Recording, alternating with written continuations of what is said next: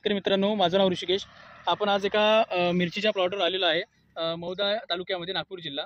तरी या प्लॉटवर व्हिजिट करताना आपल्याला असं आढळलं की या प्लॉटवर आहे ना, सर्कोस्पोरा लीफ स्पॉटचा खूप मोठ्या प्रमाणात प्रादुर्भाव आपल्याला आढळून आला आहे. तुम्ही बघू शकता की अशा प्रकारे इथे सर्कोस्पोरा लीफ स्पॉटचा आपल्याला मोठ्या प्रमाणात प्रादुर्भाव दिसत आहे.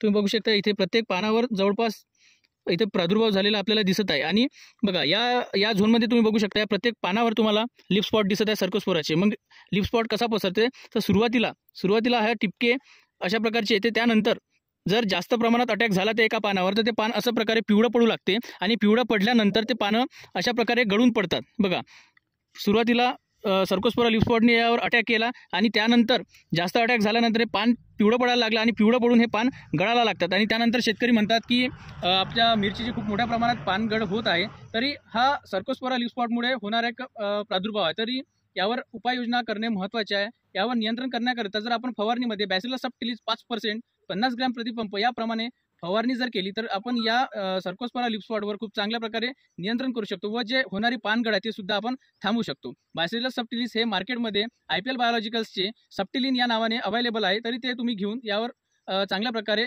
उपाययोजना करू शकता. धन्यवाद.